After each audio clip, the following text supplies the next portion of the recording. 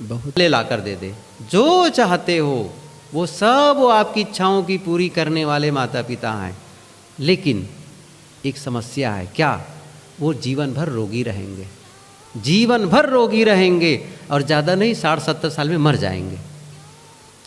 एक वो पालक है, एक वो गार्जियन है, दूसरे वो जो जीवन भर स्वस्थ रहेंगे और 100 साल जिएंगे, लेकिन आपकी इच्छाओं की पूरी नहीं कर पाएंगे, यहाँ तक कि आपकी स्कूल के फीस को भी पूरा नहीं कर पाएंगे। अब आप बताएं कैसे माता पिता चाहेंगे? पहला वाला कि दूसरा वाला? दूसरा वाला, सुन लो, दूसरा वाला, समझ रहे? दूसरा वाला। कितनी बड़ी बात है। स्वास्थ्य के बारे में बात हो रही है अभी। एक चीज़ और पूछ रहा हूँ। तो उसने फिर पूछा, अच्छा फिर उन लोगों को पूछा गार्जियन से, आपके बच्चे टॉप आता है, हर साल टॉप आता है, टॉप में टॉप, केवल स्कूल में नहीं पूरे स्टेट में टॉप आता है, लेकिन हमेशा बीमार रहता है, बीमार ही रहता है, बहुत मुश्किल। और डॉक्टर कह रहा है कि ये बहुत दिन नहीं रहने वाला है, बीमार ही रहेगा। एक ऐसे बच्चे, एक दूसरा जो परीक्षा में पास होता ही नहीं है लेकिन स्वस्थ मस्त, कैसा बच्चा चाहोगे? फर्स्ट वाला सेकंड वाला? देख रहे हो टॉप सब चाहते हैं लेकिन सेकंड वाला चाहेंगे। केवल स्वास्थ्य की बात हुई। अब इसको आप मन की शांति के लिए ले लो, समझ गए? आप गाड़ी चाहते, गाड़ी मिलेगी, गाड़ी मिलेगी, लेकिन गाड़ी के साथ में एक गिफ्ट, एक के साथ में एक फ्री। तो क्या मिलेगा? शुगर भी मिलेगा। गाड़ी मिलेगी लेकिन शुगर भी मिलेगा। अच्छा, आपके पास में एक बड़ी सी फैक्ट्री भी हो जाएगी, लेकिन आपको हार्ट का भी प्रॉब्लम मिलेगा साथ साथ में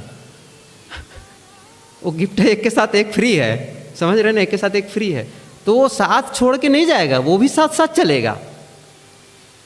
मेरा मतलब यह भी नहीं है कि कोई कंपनी चलाता है तो वो बीमार ही रहता है, ये मैं नहीं कहना चाहता हूँ, ये मैं नहीं कह रहा हूँ, वो भी स्वस्थ हो सकता है।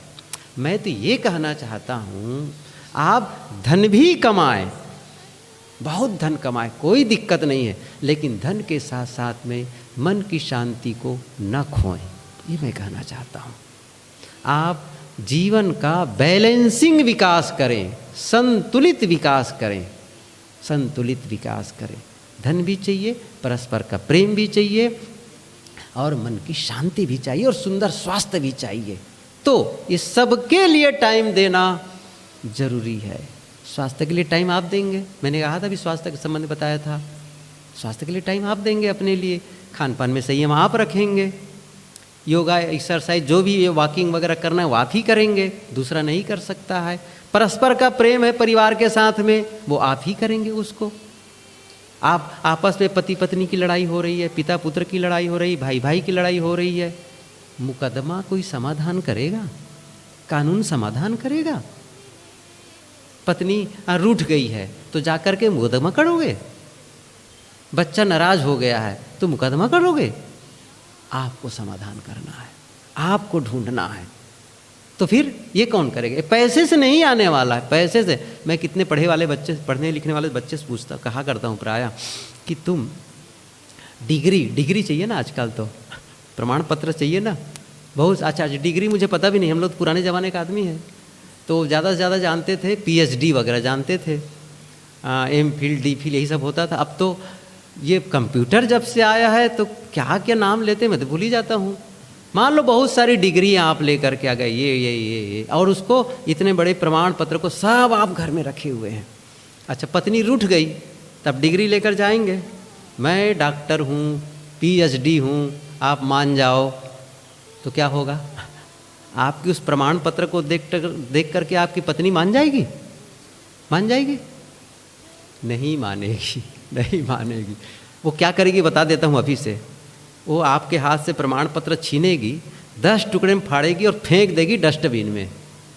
वहाँ आपकी डिग्री काम नहीं आएगी, वहाँ आपकी विनम्रता काम आएगी, आपका प्रेम काम आएगा, आपकी शालीनता काम आएगी, आपकी विनम्रता का, ये सारी चीज़ें काम आने वाली है।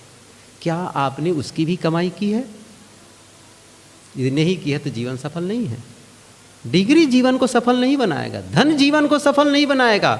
वो सहयोगी हो सकते हैं, मैं उसको बुरा नहीं कह रहा हूँ, लेकिन आपके जीवन को सफल बनाना है तो जीवन में विनम्रता, शालीनता, विश्वास, प्रेम, क्षमा, इन सद्गुणों को अर्जित करना है।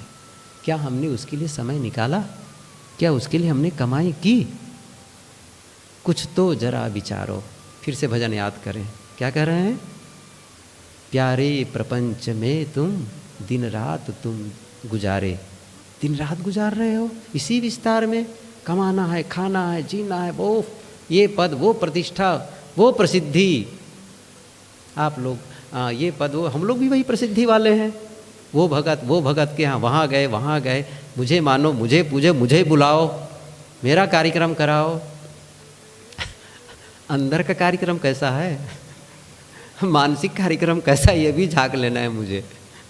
एक संत के बारे में पढ़ा, वो उनके लिखा हुआ पढ़ा। उन्होंने लिखा, जब किसी को प्रवचन देने जाते हो, समझाने के, तो सोचो जो तुम बताने जा रहे हो उसके कितने अंश तुम्हारे अंदर है। कितने अंश तुम्हारे अंदर है? क्या तुम उसके कुछ अंश चल रहे हो कि यूं ही बातें करते हो? हम लोग की दशा कैसी है, औरन को करे चांदना आप अंधेरे माही। दूसरों को प्रकाश दिखाते और हम अंधेरे में पड़े रहते हैं। नहीं, मुझे भी वही करना है जो मैं कह रहा हूँ, मुझे भी उसी रास्ते में चलना है जो बता रहा हूँ।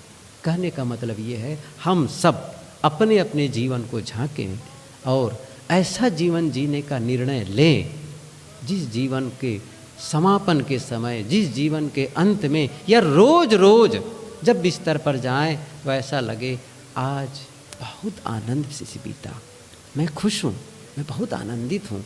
यदि आज रात में सो रहा हूँ, यदि नींद नहीं खुली तो कोई बात नहीं, मेरा काम पूरा है, मैं पूर्ण हूँ, मैं आनंदित हूँ। ये जो खुशी का दिन हो, ये काम हमें कर लेना है। बहुत दिन नहीं जीना है, थोड़े दिन का समय बाकी है, थोड़े दिन का, पता नहीं चलेगा कि कब। और जिस दिन शरीर छूटेगा, आज के समान दिन रहेगा वो। और जैसा आज हम कर रहे हैं ना, ऐसे ही करने वाले कई लोग मर गए। हमारे समान ही वो कर रहे थे और करते करते मर गए। बस हमको भी वही समय आने वाला है, बहुत शीघ्र आने वाला है। यह तन कांचा कुंभे लिए फिरे थे साथ, टपका लागा फूट गया कछू न आया हाथ। ये कबीर की पंक्ति है। कितनी अच्छी बात साहब कहते हैं। एक कच्चा घड़ा लेकर के जा रहा था बाजार में, समझ रहे, कच्चा घड़ा जिसको अभी आग में नहीं पकाया गया है, कच्चा घड़ा लेकर के जा रहा था बाजार में। किसी की चोट लगी, टपका लागा फूट गया, कुछ न आया हाथ। ये शरीर कच्चा घड़ा है, लिए चले जा रहे हैं। एक गाड़ी आई, धड़ाक से मारी, बस हो गया राम नाम सत्य, राम नाम सत्य, हो गया काम। चलो ले चलो भैया अश्वनी कुमार। ये स्थिति आने वाली है। और कई बार तो अश्वनी कुमार लायक बचता भी